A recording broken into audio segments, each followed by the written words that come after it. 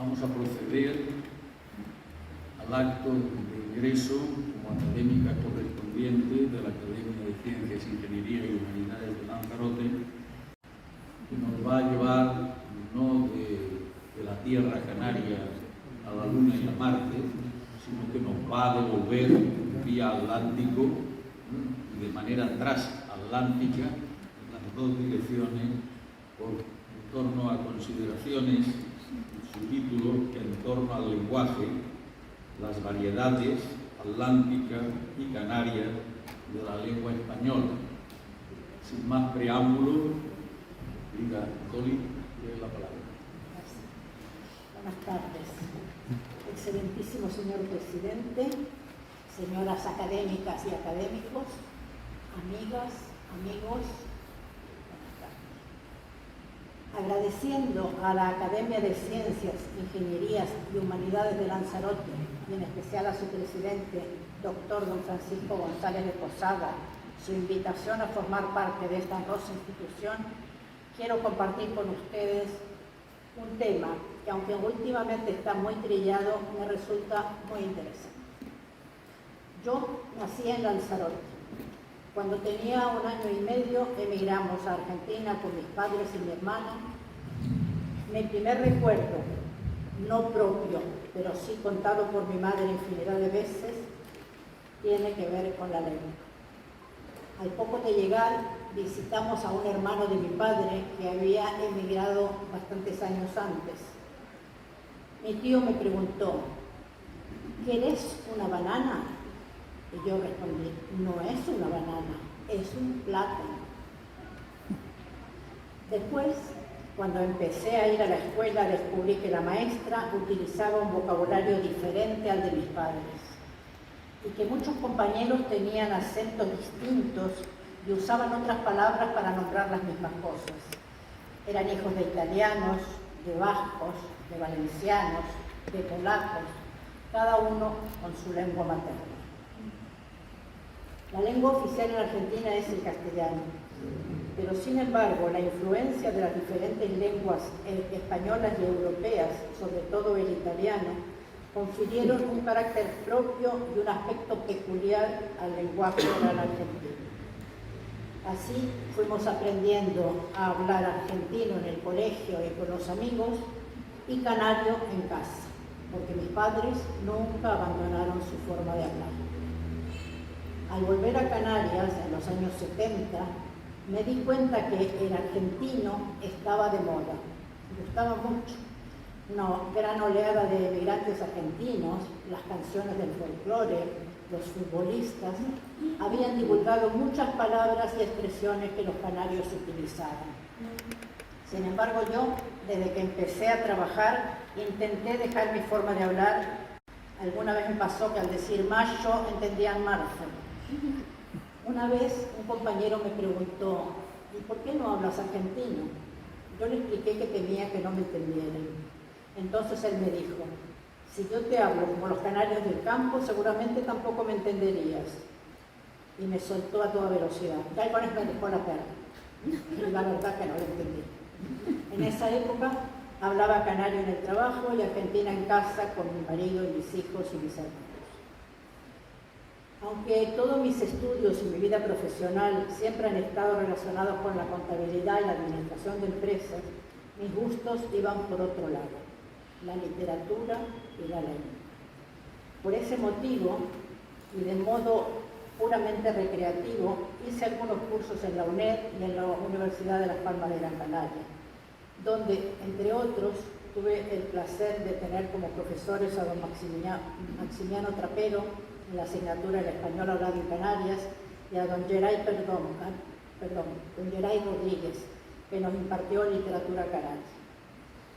No sé todavía qué relación puede haber entre la contabilidad y la poesía, pero como curiosidad les diré que tanto Mario Benedetti como Alonso Quesada fueron tenedores de libros. El lenguaje humano. El lenguaje está presente en casi todos los momentos de nuestra vida. Hablamos, escuchamos, leemos, e incluso soñamos y pensamos con nuestro propio lenguaje. La lengua es un sistema lingüístico formado por hechos fónicos, gramaticales y léxicos que le dan una relativa uniformidad como para permitir la comunicación entre sus hablantes, que pueden considerarse así miembros de una misma comunidad lingüística. Sin embargo, la lengua no es una realidad concreta, es un concepto abstracto, que no tiene hablantes reales y que solo se realiza por medio de dialectos. Nadie habla una lengua, sino una variedad de esa lengua. No hablamos español, sino una variedad geográfica, un dialecto. El dialecto es una modalidad concreta de una lengua específica en un espacio geográfico, con características propias y a su vez rasgos comunes con otras variedades. Los dialectos varían y evolucionan según las circunstancias de su entorno, adaptándose a las necesidades comunicativas de sus hablantes. Es habitual que se considere el dialecto como una variedad inferior, poco prestigiosa, popular o propia del medio rural.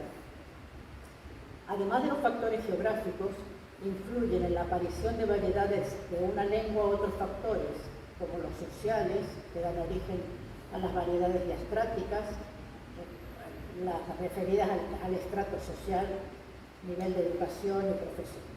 Las diafásicas o situacionales, es decir, por el contexto o la situación comunicativa, cambio de registro según se esté hablando con los amigos o presentando una tesis. Otro factor que interviene en la variedad lingüística es el acento. Según Rousseau, el acento es el alma del discurso, lo que le proporciona el sentimiento y la verdad. También la Región Foucault, en Reflexiones y Sentencias y Máximas Morales, agrega: el acento del país en que se nace permanece tanto en el espíritu y en el corazón como la lengua. Y abundando en el mismo tema, Lola Flores, en un reciente anuncio de cerveza, dice: el acento es que se te vean las costuras y los dobladitos, manosea tus raíces. El acento es un conjunto de rasgos fonéticos característicos de una variedad lingüística. Es el que mejor refleja la procedencia de un hablante, tanto desde el punto de vista geográfico como social.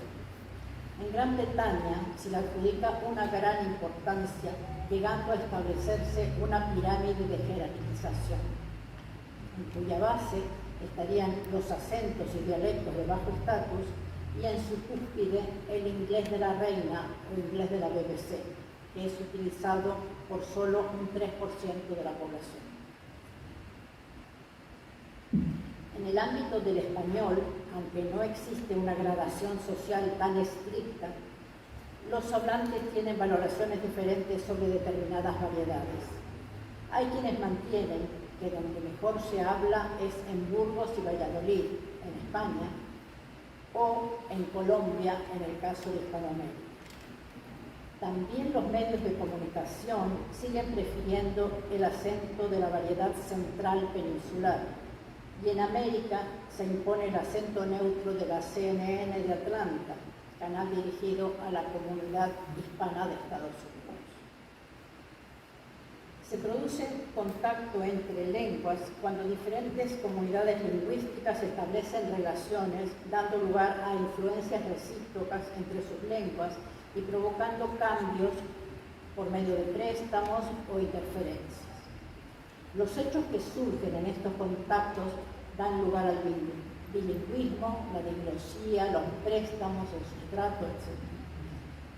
El bilingüismo tiene su origen en los movimientos migratorios, invasiones, conquistas, colonizaciones, como la romanización, la invasión musulmana o la conquista y colonización europea de distintos territorios por todo el mundo.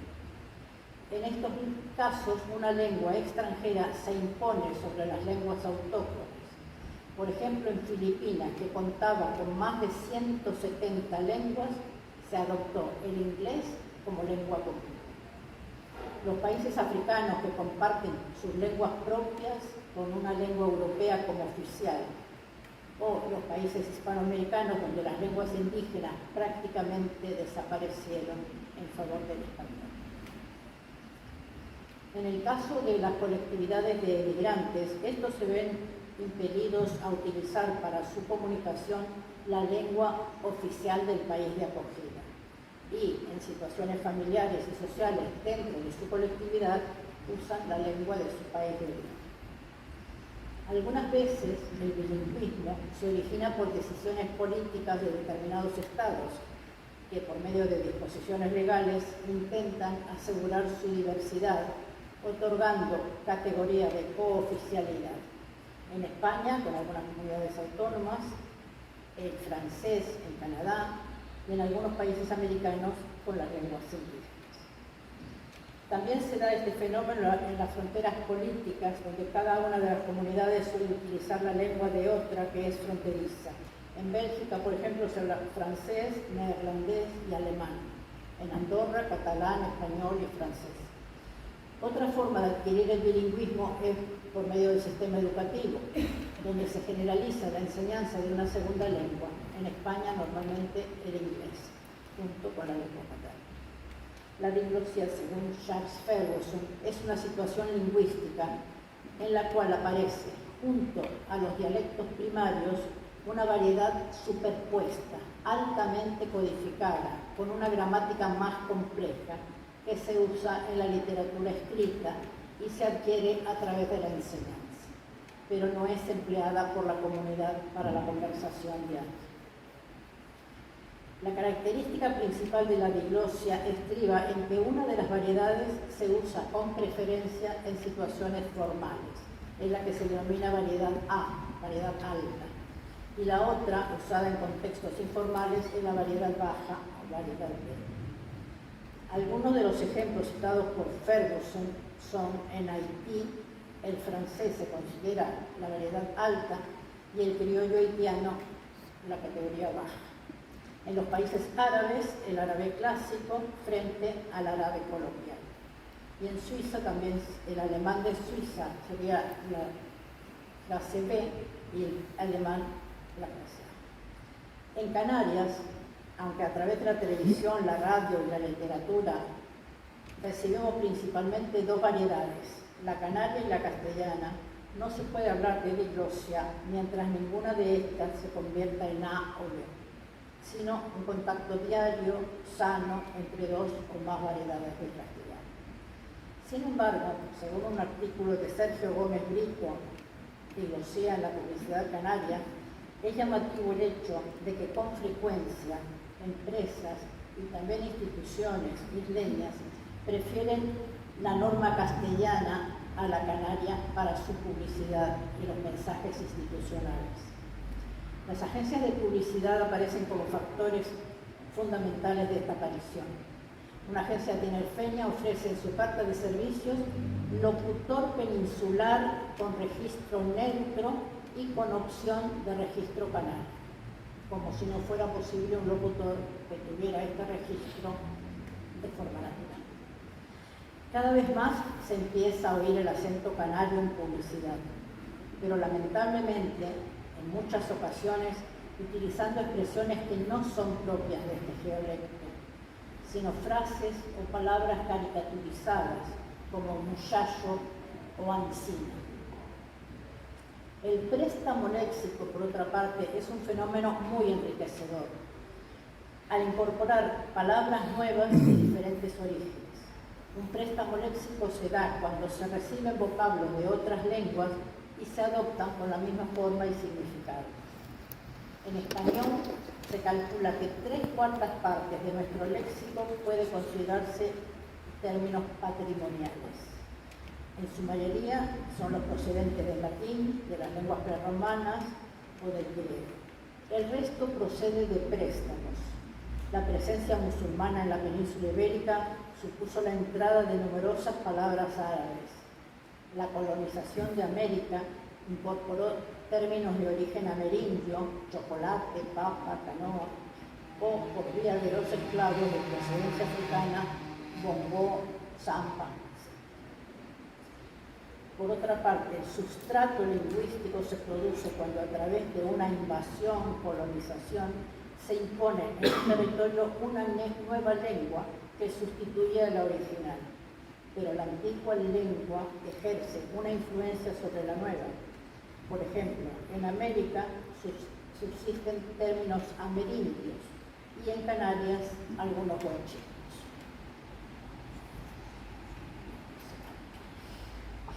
El español atlántico.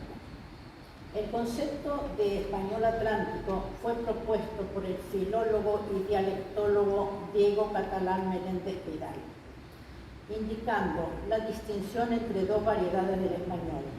El atlántico, que grosso modo incluye el meridional de España y el americano, y el continental, que incluye el resto de la península. El español atlántico engloba el andaluz occidental, el canario y el español americano, muy diverso, pero con abundantes caracteres comunes a los 20 países del nuevo continente donde hoy se habla. Actualmente es la variedad más extendida de nuestra lengua. Lo usa el 90% de los hispanohablantes.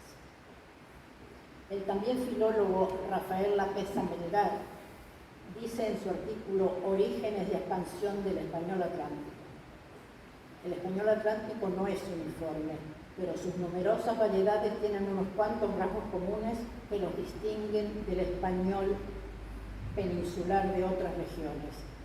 Y estos rasgos han tenido en la Andalucía occidental su punto de partida, con seguridad en muchos casos y muy probablemente en otros. El español americano fue clasificado durante generaciones como un andaluz trasplantado a Indias. Durante los últimos decenios, los lingüistas hispanoamericanos han puesto objeciones a la antigua apreciación del andalucismo, haciendo posible la discusión de los problemas suscitados por las características dialectales del español americano.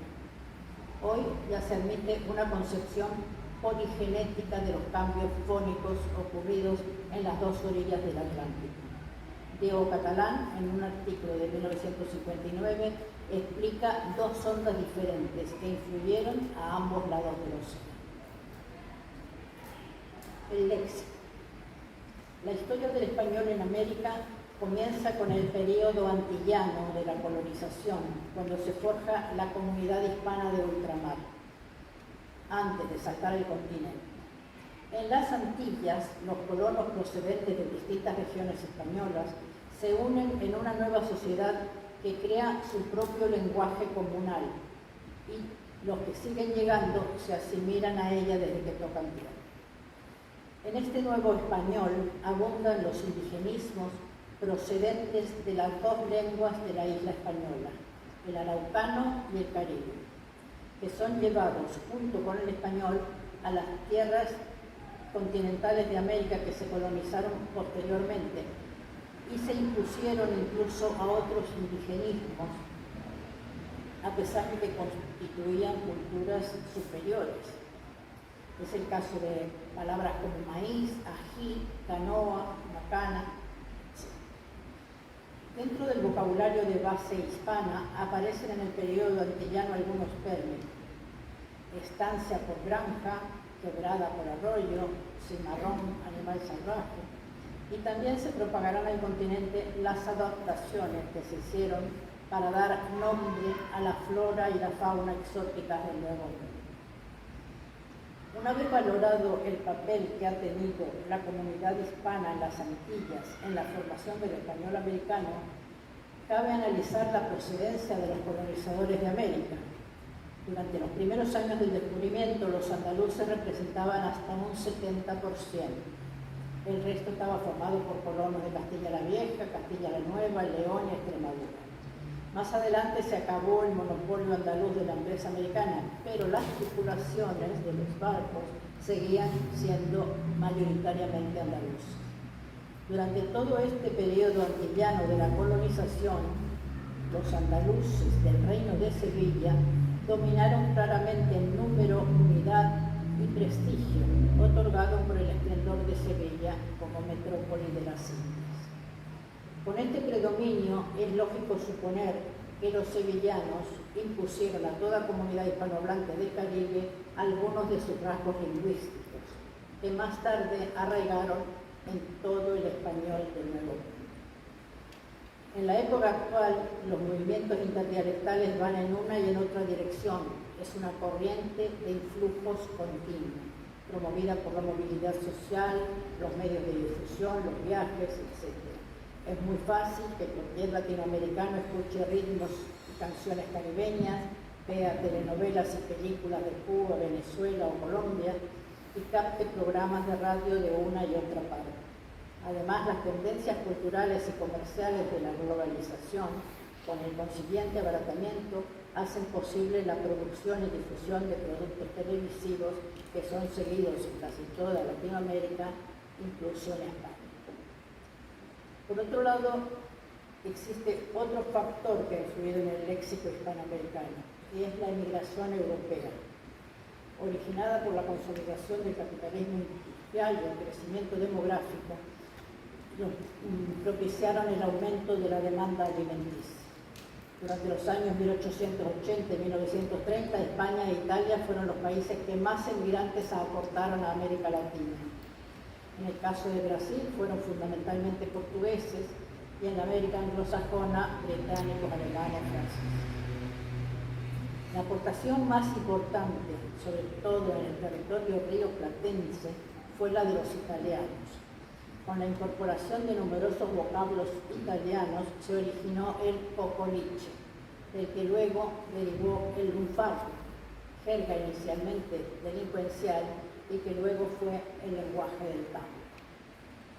Muchas palabras de origen italiano se adoptaron en el léxico general de estos países: yecheta, gira, chao, roticería, tuco, vento, muchas más. La fonética, el ceseo, consiste en pronunciar las S como S, la letra C ante E e I y Z. Por ejemplo, decimos cereza, zapato, no conocemos. El ceseo es general en casi toda Hispanoamérica, en Canarias y en algunas zonas de Andalucía, sur de Huelva, norte de Sevilla, sur de Córdoba, etc. También existe ceseo entre clases populares de Valencia, Cataluña, Mallorca y País Vasco cuando hablan castellano. En cambio, el ceseo andaluz y el canario, así como el hispanoamericano, tienen hoy en día una total aceptación en la norma culta del español. Hay otras conexiones entre la fonología de ciertas hablas americanas, canarias y del sur de España, y no todas fueron llevadas a América por los primeros colonos de las Antillas. Durante los siglos XVI a XVIII, los españoles de las Indias, como los de las Islas Canarias, formaron una unidad cultural con los europeos, cooperando en los movimientos literarios y en la evolución cultural de la metrópoli, y participaron en las novedades lingüísticas que nacían en la comunidad hispana. A medida que las cortes virreinales fueron adquiriendo una vida social y cultural más independiente, las influencias de la metrópoli llegaron a las tierras del interior, con una sociedad más asentada y conservadora que la de las zonas porteñas. Así nació, como indica Ramón Menéndez Vidal, la oposición lingüística entre las tierras altas y las tierras bajas, afirmando que la influencia andaluza continuó sintiéndose durante toda la colonia, particularmente en las zonas de costa, mientras que las regiones interiores mantuvieron un andalucismo más tenue. En los fenómenos fonéticos que singularizan el habla de las regiones porteñas de Hispanoamérica, se establece un paralelismo con el habla de los puertos andaluces de España y con el español de Canarias. Su área insular canaria y sus áreas americanas en el Atlántico y el Pacífico está garantizada por el puente de madera de las flotas de Indias. El español hablado en Canarias. Visión sociolingüística. La sociolingüística estudia las relaciones entre lengua y sociedad. Según el profesor Badía Margarit, esta disciplina se ocupa de la realidad concreta de las lenguas en lo que se refiere a los factores estéticos, culturales, geográficos, ambientales y familiares. Si bien es cierto que la lengua es un fenómeno social, porque ahí radica su esencia, es posible estudiarla desde el punto de vista de su propia estructura, siendo el objeto de estudio la lengua como sistema. En cambio, con esta disciplina se trata a la lengua en cuanto funciona dentro del cuerpo social. Por otra parte, el profesor Alvar dice que plantearse qué puede ser sociolingüística es enfrentarse con la cuestión del concepto que el hablante tiene de su propia lengua, porque tácita o explícitamente el hablante toma posición. El hablante canario tiene un bajo concepto de su lengua. A través de algunos comportamientos frecuentes, manifiesta tener un concepto más bien negativo de su forma de hablar. Se aprecia que muchas veces intentan imitar algunos rasgos del español peninsular, sobre todo en ocasiones excepcionales, en las que cree que debe apelar a la corrección, renegando del ceseo, la aspiración de las heces, la no utilización del vosotros, etc. Como ejemplo, podemos ver en la revista de la Academia Canaria de la Lengua la publicación de Clara Eugenia Hernández Cabrera y José Antonio Samper, Notas sobre Galdós y el español de Canarias, en la cual explican que durante el estudio de los manuscritos del novelista canario pudieron constatar cómo en algunos casos el autor sustituye un regionalismo usado en primer lugar de forma natural por la forma propia del Estado. Por ejemplo, en El abuelo, en el manuscrito aparece: buenos son ustedes para arreglar las cosas. Luego corrige y pone: buenos sois vosotros para arreglar las cosas. En otro apartado pone en el manuscrito: me parece natural que estén al lado de su mamá. Y luego lo cambia por: me parece natural que si vuestra madre se va esta tarde, estéis a su lado hasta la hora de partir. Sin menospreciar para nada la excelencia literaria de don Benito y entendiendo que como escritor universal quisiera utilizar un lenguaje que consideraba más culto, este ejemplo sirve para comprender que aún hoy, después de los muchos estudios que han concluido que todos los dialectos son igual de buenos, haya todavía muchos canarios que reniegan de su vocabulario y de su acento para parecer más cultos. La cantante canaria Ana Guerra, que se dio a conocer en Operación Triunfo en 2017, admitió en una entrevista: no me gusta mi acento, es muy feo, ojalá hablara castellano.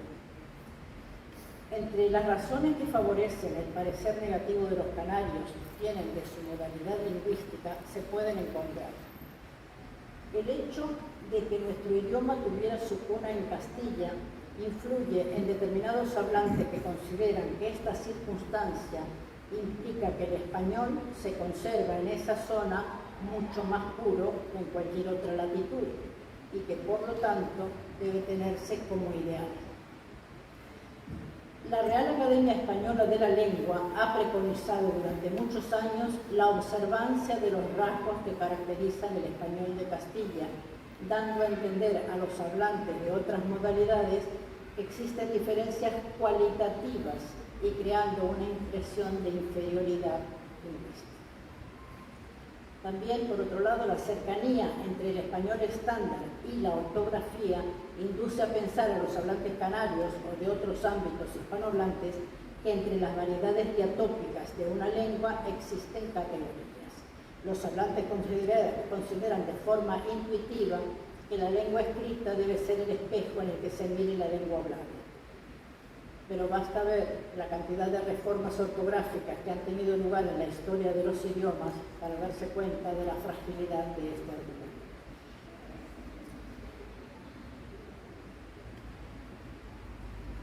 También ha influido negativamente la adopción por los medios de comunicación sonoros, independientemente de su lugar de radicación, de un estilo de lenguaje ortodoxo castellano, con excepción de contados y muy recientes casos. Hasta hace poco tiempo, los acentos regionales estaban proscritos tanto en la radio como en la televisión. Así, el hablante medio sobrevalora el español de los medios de comunicación y se acentúa la conciencia de hablante de segunda fila. Los hablantes canarios, como los andaluces o extremeños, pueden llegar a estimar que existe una modalidad cualitativamente superior y las demás son simples deformaciones o degeneraciones métricas. Como ya se dijo en esta exposición, citando a Peter Trudgill, el estudio científico de la lengua ha convencido a la mayoría de los académicos de que todas las lenguas y por tanto todos los dialectos son equivalentemente buenos como sistemas lingüísticos. El español de Canarias cubre las necesidades comunicativas de sus usuarios tan aceptablemente como el español peninsular a los suyos. Por otra parte, existe la evidencia de que las lenguas se transforman con el transcurso del tiempo. Y esos cambios son algo inherente a la propia naturaleza. Reciben influencias de otras lenguas, adquieren neologismos, utilizan arcaísmos que ya han pasado de moda en otras regiones, etc. Otro tabú. Los canarios usamos un vocabulario muy reducido. Existe un vocabulario activo y un vocabulario pasivo. El primero está constituido por el conjunto de términos que un hablante utiliza cuando habla y cuando escribe.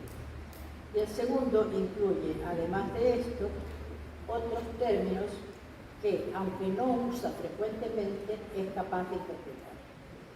En el vocabulario pasivo no existen diferencias notables entre hablantes canarios y peninsulares, comparando hablantes con un grado similar de instrucción.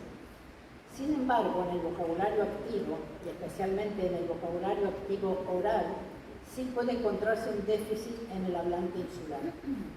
Este déficit se hace más patente en ocasiones que ponen a prueba la fluidez verbal del hablante, como en una entrevista, por ejemplo.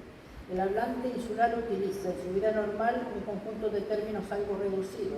Por eso, al sentirse impelido por la coyuntura a tener que usar palabras que conoce, pero que no está acostumbrado a utilizar, le cuesta evocarlas. Esto no es exclusivo de los canarios. Sucede en general cuando se intenta usar términos muy poco utilizados en una conversación diaria. Léxico canario. Durante los 5 siglos transcurridos desde la integración de Canarias en España, se han ido produciendo ciertos condicionantes que han aportado algunas singularidades en el habla de los canarios. El español de Canarias constituye una de las muchas variedades lingüísticas hispánicas. En el plano del vocabulario, esta variedad, así como la andaluza o la cubana, presenta una acusada personalidad debido a circunstancias naturales, orografía, clima, botánica. En la formación del léxico canario se producen dos categorías: palabras, acepciones o giros exclusivos de los hablantes canarios y palabras o acepciones compartidas con otras variedades, como la andaluza, caribeña o rioplatense, y con otros idiomas, el portugués sobre todo.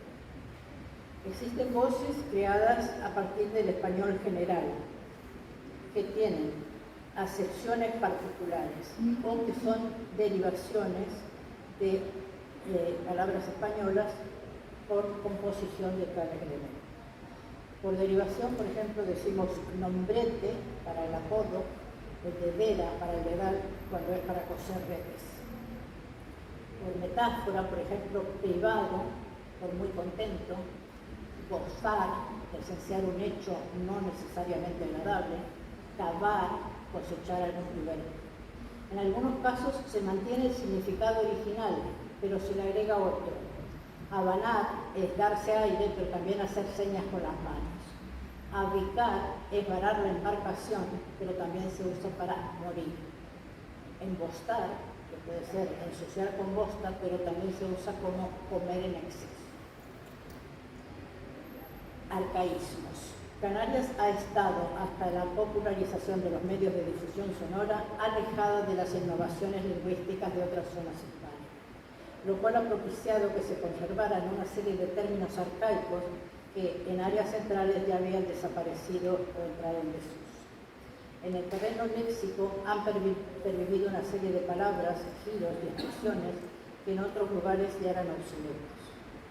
No se puede hablar de una absoluta desaparición de un territorio, ya que la arcaicidad de una voz conlleva una cuestión de grado y por lo tanto declarar una palabra como arcaísmo es siempre impreciso. Se puede definir como arcaísmo las voces que, con independencia de su vigencia actual en el archipiélago, han desaparecido casi totalmente en las zonas tomadas como modalidad contraste. Arcaísmos podemos citar emprestar, trompezar, asoplar, que se contemplan como diferencias fonéticas, ya que solo se trata de cambios por adición de sonidos en palabras usuales. Hay otros arcaísmos que conservan su significante y significado: alongarse, demorarse, meditar, mesturar por mezclar, pescudar por sonsacar. Y por último se registran arcaísmos de contenido. Se trata de palabras de uso general, una de cuyas acepciones es arcaica. Discreto puede ser listo, avisado, arveja, erizante, luego, por pronto o temprano, parar, poner de pie, levantar. También influyeron en Canarias las navegaciones andaluzas. El andalucismo en el habla canaria fue importante, sobre todo en el plano fónico, el ceseo. En cuanto al léxico, sus aportaciones pertenecen sobre todo al mundo agropecuario: afrecho, cortijo, empleita, cigarrón, maceta, burletero, frangollero. También recibimos influencias de América, sobre todo por la emigración. Crearon las condiciones para una interinfluencia cultural perceptible en el terreno del deporte, el folclore, la gastronomía, en los ritos sociales y muy claramente en el aspecto lingüístico. La marcha de muchos canarios a América durante los siglos XVII a XIX fue causada por distintos factores: las crisis económicas, cíclicas habidas en el archipiélago, el intento de las autoridades españolas de frenar el avance de ingleses y franceses en Hispanoamérica facilitaban la emigración. Los principales lugares a donde emigraron los canarios fueron Cuba, Argentina, Uruguay, Venezuela y algunas zonas de Estados Unidos. En el terreno del habla fue muy determinante la influencia de los canarios que solían viajar con sus familias en la creación del español en América. Sin embargo, cuando la emigración desde los países sudamericanos hacia Canarias se incrementó a raíz de las diversas crisis económicas y políticas, se incorporaron muchos americanismos al habla canaria. Junto con los canarismos que viajaron a Hispanoamérica, iban algunos lucismos que ya habían arraigado en las islas, y también con los americanismos que llegaban a Canarias vinieron algunos afronegrismos que existían en América desde la época de la esclavitud. No resulta fácil afirmar si ciertas coincidencias se deben a influencias en una dirección o en otra, ya que la expansión atlántica del español fue casi simultánea en Canarias y en América. Portuguesismos llevados a América por los canarios: rente, arrente, enchumbar, fañoso, margullir, tupir. Hay frases canarias que provienen de la América antillana. Por ejemplo, se dice: esto es La Habana en Cuba, para nombrar un lugar o un negocio muy próspero.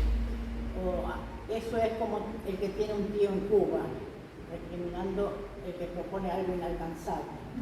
O más se perdió cuando el Valvanera, cuando lamentamos la pérdida de algo.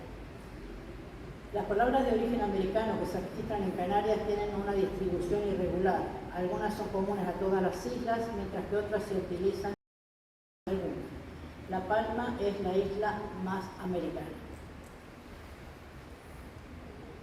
Aparte de las palabras que ya hemos nombrado algunas, como papa, pibe, guanajo, gataca, chapapote, existen también frases como cogerle los güiros, es sorprenderlo en un comportamiento censurable; irse para las chacaritas, morirse; buscarse los frijoles, trabajar para costearse la vida; o pasar por Santa Clara, que se dice cuando el café está demasiado aguado.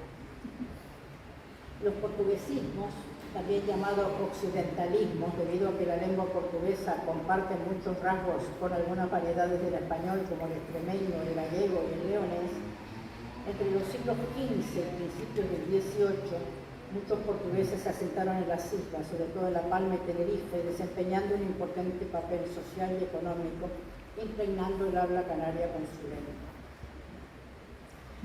Guanchismos. Aunque algunos autores prefieren prehispanismos, dado que guanche se refiere solamente a los aborígenes de Tenerife, la lengua prehispánica tenía un origen líbico, con rasgos semejantes a las lenguas bereberes, pero con características particulares en cada isla. Esta lengua desapareció, dejando un pequeño vocabulario formado por poco más de un centenar de términos: Perenquén, Gofio, Guirre, Tabaiba, Tajinaste, un conjunto de nombres propios, topónimos como Anaga, Famara, Teide, Timanfaya, y antropónimos como Bencomo, Guasimara, Durama, etc. Algunos de los prehispanismos aparecen también en expresiones. Por ejemplo, aquí no decimos se me fue la olla, sino decimos se me fue el baifo, cuando nos olvidamos lo que vamos a decir. O algo se hace gofio cuando se deshace o se desmenuza. Estás más flaco que un guirre cuando estás muy delgado. Otros aportes, aunque menos relevantes desde el punto de vista cuantitativo, se encuentran las palabras de procedencia inglesa y árabe. Los anglicismos se deben a las intensas relaciones comerciales entre Canarias e Inglaterra durante la segunda mitad del siglo XIX y las primeras décadas del XX. Por ejemplo, decimos trinque, que viene de drink, o bebida alcohólica, choni, queque, guanijay, autodate y quenegua, que son variedades de papa, naife, que es el cuchillo canario. En la actualidad se siguen incorporando nuevos anglicismos relacionados con las nuevas tecnologías, pero no solo al español de Canarias, sino en general en toda España. Los arabismos se circunscriben sobre todo a las islas orientales, por ser las más próximas a la costa africana y por las relaciones establecidas con esa zona. Ejemplos de arabismo puede ser el guayete, con muchacho, taifa, que es el conjunto de parejas que bailan, majalulo, un camello joven, jaipe, un vestido largo y mal hecho. El prestigio de una lengua lo dan el número de hablantes y la calidad de los textos literarios elaborados en esa lengua. No todas las variedades de un idioma son apreciadas por igual, a pesar de que todas las variedades y todas las lenguas tienen el mismo proceso de formación y el mismo tipo de evolución histórica. Las diversas causas que favorecen la desaparición del léxico regional pueden ser variadas. Y este es un hecho absolutamente normal. Los procesos de creación y pérdida son continuos en cualquier idioma. Las sociedades isleñas han experimentado muchos cambios durante la segunda mitad del siglo pasado, apuntando hacia una nivelación del lenguaje que ha perdido paulatinamente los rasgos más rurales y particulares y se ha convertido en más urbano, general y uniforme. Sin embargo, se puede encontrar un notable número de voces canarias que de momento no presentan esta tendencia, sino que por el contrario han ido adquiriendo un valor emblemático y ha sido incorporado al lenguaje urbano. Guagua, papa, bobango, millo, choco, etc. La palabra tiene garantizada su vigencia cuando no existe un equivalente español en el español general. Abanar, alongar, marecía, engodo, o cuando designa realidades particulares, tajinaste, perenquén, gofio, tabaiba. Cuando se da la coexistencia de términos generales y dialectales, puede ocurrir que se especialice cada uno en un nivel de uso. Así, un canario puede decir cambado cuando habla coloquialmente, pero usar torcido cuando quiere hablar puro. Las generaciones más jóvenes y de zonas urbanas muestran preferencia por las formas del español estándar: cerrojo en vez de cuchillo, cajón en vez de gaveta. También puede darse que tiendan a diferenciar por significado. La guagua es el medio de transporte urbano regular, mientras que el autobús es el discrecional. direccional, especialmente el de turistas. Arveja es el guisante fresco, pero sin embargo usan guisante cuando se refieren al enlatado. Muchas veces estas preferencias van arrinconando el término dialectal hasta su virtual desaparición. Las unidades léxicas que se van perdiendo implican pérdida de matices que no existen en el léxico general. Escorroso, una palabra canaria que significa ruido producido por algo que no se ve. Reinar, mantenerse enfadado de forma caprichosa y continuada.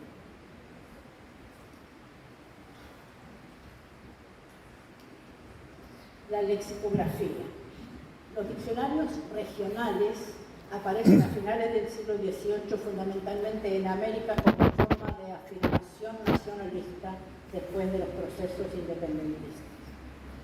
En Canarias se documentan obras lexicográficas desde antes del siglo XIX.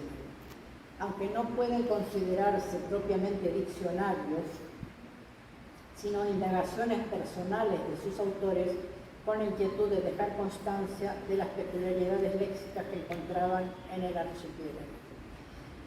Fray Abreu Galindo, Antonio de Viana, Juan Núñez de la Peña, Fray José de Sosa, Tomás Marín de Cubas, Pedro Agustín del Castillo y León fueron algunos de sus precursores.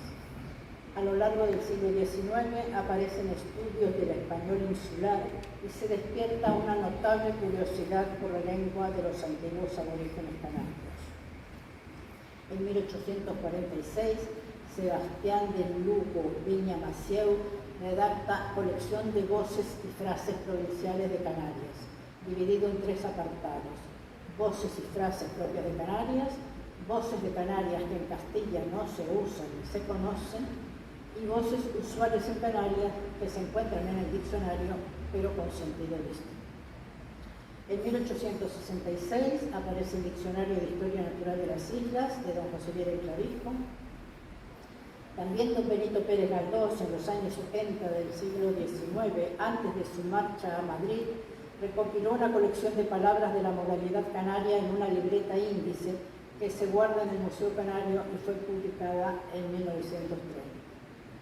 El Léxico de Gran Canaria, obra de los hermanos Luis y Agustín Millares Cubas, publicada en 1924, está acotada solo a la isla de Gran Canaria y sus autores afirman que se trata de una canariada cometida ingenuamente, restando importancia a los muchos años de labor de recogida de datos.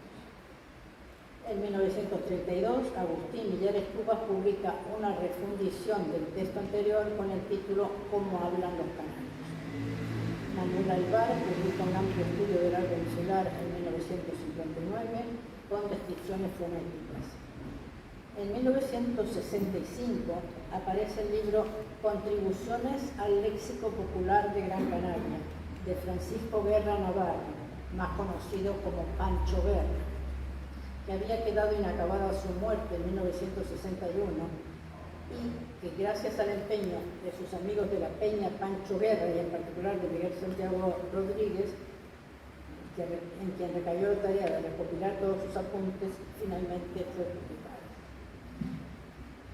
Diego Catalán publicó en los años 60 una serie de trabajos sobre las influencias recíprocas entre América y Canarias, acuñando el concepto de español atlántico, y en 1975 aparece el Atlas Lingüístico y Etnográfico de las Islas Canarias, ALEICAN, de Manuel Alvar.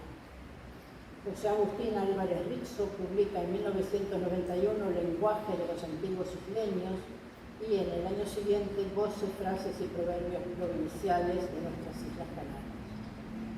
El 21 de diciembre de 1999 se funda la Academia Canaria de la Lengua, por acuerdo del Parlamento de Canarias, con, entre otros, los siguientes fines que aparecen en el artículo 3 del capítulo 2 de sus estatutos: elaborar una gramática de la lengua y un diccionario destinado al uso de los canarios, fomentar y estimular el estudio científico de la literatura canaria oral y escrita, resolver cuantas consultas lingüísticas se le hagan y aconsejar en todo lo que atañe a la enseñanza del español en el archipiélago. Pues yo creo que los canarios no deberíamos tener complejo por nuestra manera de hablar, pero no solo los canarios. A mí, personalmente, me gusta que un andaluz hable andaluz, que un gallego, cuando hable en castellano, muestre su acento, y que un argentino, aunque tenga que cambiar la conjugación de la segunda persona y no pueda pronunciar alguna que otra palabra, mantenga su peculiar tonalidad. También en literatura, para crear un personaje creíble, es necesario respetar el habla de cada uno. He leído recientemente la novela Panza de burro, de Andrea Abreu, Tenerife, 1995, en la que se respeta el habla canaria al extremo, incluyendo gran cantidad de vulgarismos. Su editora, Sabina Urraca, cuenta en el prólogo que decidió no incluir un glosario porque la literatura debe ser un fluido que se cuele en el cerebro de forma compacta, sin detenerse en un eventual tropezón lingüístico. Muchas gracias.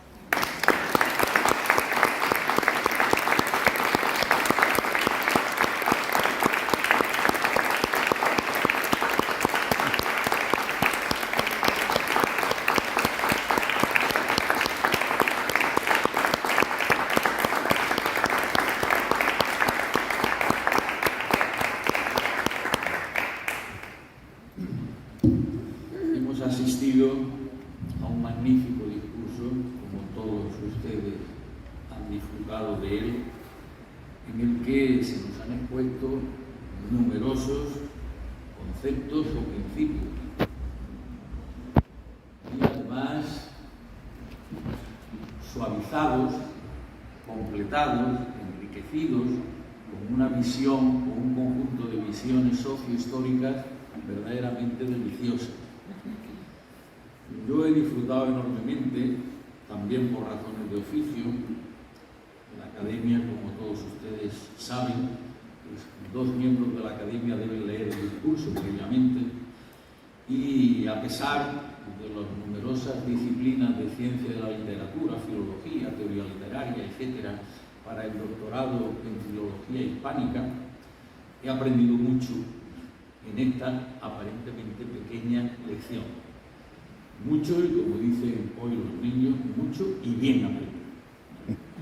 Esto tiene una segunda cara extraordinaria, y es que han sido tantos los principios, los conceptos, las afirmaciones o las creencias propias que invitan al debate, invitan a numerosas consideraciones extraordinarias, que esto es lo que debe hacerse en la academia. Y desde esta perspectiva, pues en la academia, este ámbito de momento estaba huérfano. Hoy, con Dolly, pues creo que hay una mina en la academia para que efectivamente pueda reflexionarse sobre este conjunto de temas históricos, sociales, vitales, de tan suma importancia. Sé bienvenido. Nos ha citado en 3 ocasiones a Diego Catalán. Yo creo que aquí debemos tener una referencia, no solo esta lingüista, sino también Diego Catalán es hijo de Miguel Catalán Sañudo. Y Miguel Catalán Sañudo, pero le preguntarán ustedes quién es o quién fue. Pues fue nada menos que el primer científico español en el ámbito de la física y la química que fue reconocido internacionalmente. Mucho antes que el reconocimiento de nuestro Blas Cabrera, siendo discípulo, porque formaba parte del equipo de Blas Cabrera. Tuvo la suerte de ser pensionado, lo propio Blas Cabrera lo fue en el año 12, que es cuando adquirió un programa de investigación para toda la vida. Pues Miguel Catalán, en palmo con el discurso de Jesús Martínez Fría, el anterior, pues en España lo primero que tuvo lugar de importancia en el equipo que confluiría en Blas Cabrera fue posiblemente los estudios de espectroscopía, con la introducción de la química física en España desde los dos elementos más importantes que había en Europa, Oswald en Leipzig y Guyen en Ginebra. Ángel del Campo y Enrique Mole fueron las dos figuras prioritarias de estos menesteres, y el discípulo no solo predilecto, sino por antonomasia de Ángel del Campo, fue precisamente Miguel Catalán, que logró una pensión de la Junta para Ampliación de Estudios con Fowler en Londres. Los centros principales, París, Ginebra, Leipzig del continente, ya habían sido puntos de ir a estudiar los discípulos del equipo de Blas Caballero. Y en Londres, Miguel Catalán descubrió las líneas seriadas y repetidas en el espectro del manganeso y se atrevió a llamar a ese fenómeno, ¿no?, que veía en sus estudios espectroscópicos, lo llamó multiplete. Y la palabra multiplete se hizo famosa y entonces encajó con Sommerfeld en lo que llamamos también los inicios de la física cuántica. Fue el padre de Catalán, otro de las grandes figuras de Blas Cabrera. Bueno, creo que nos ha dado una lección, Dolly, con una riqueza de lenguaje verdaderamente apoteósica.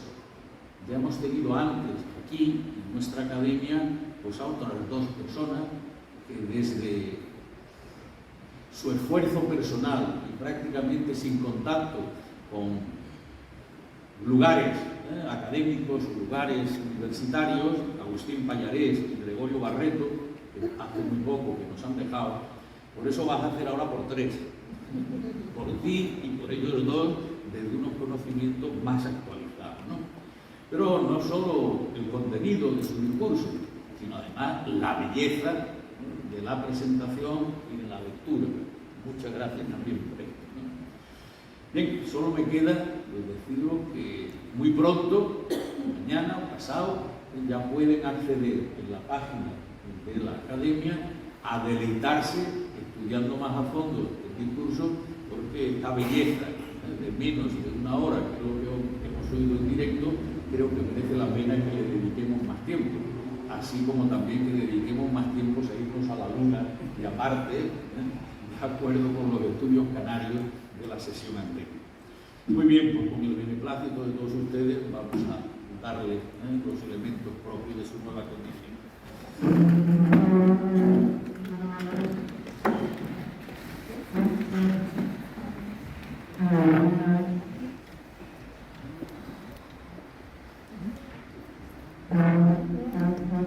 Dolores Lufardo, Dolores Fajardo, Ingredere, entra y aporta tu sabiduría, la dire exit, y al salir difúndela. Y recibe el tradicional abrazo.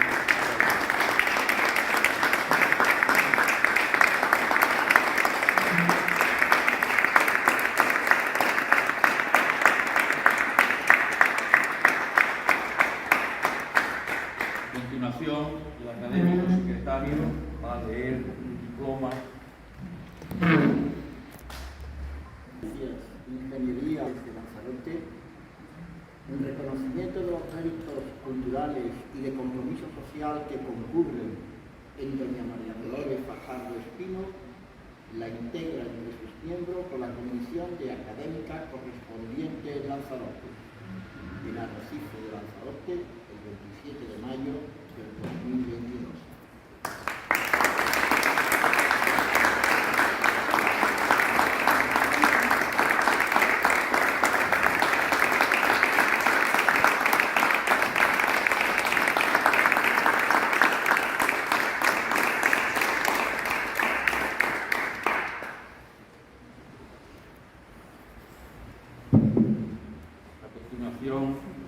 El secretario va a dar fe.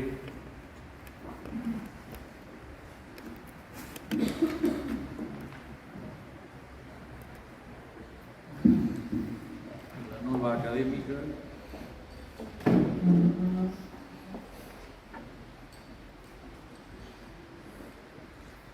Ruego a los académicos presentes que hagan de testigos. Fina. Que antes no creas que no te he hecho caso, que estoy pendiente de todo esto.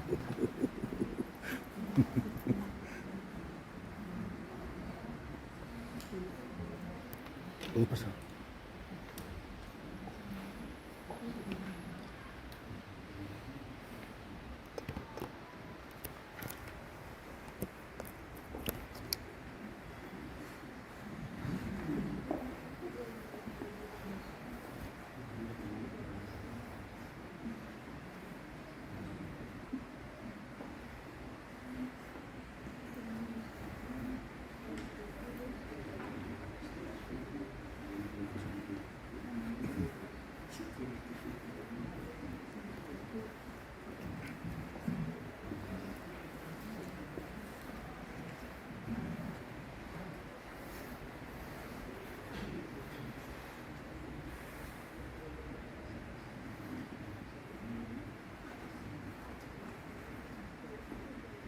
Muy bien, muchísimas gracias por habernos acompañado. Espero que nos sigan acompañando en las unidades de la Academia y le damos un aplauso a todos.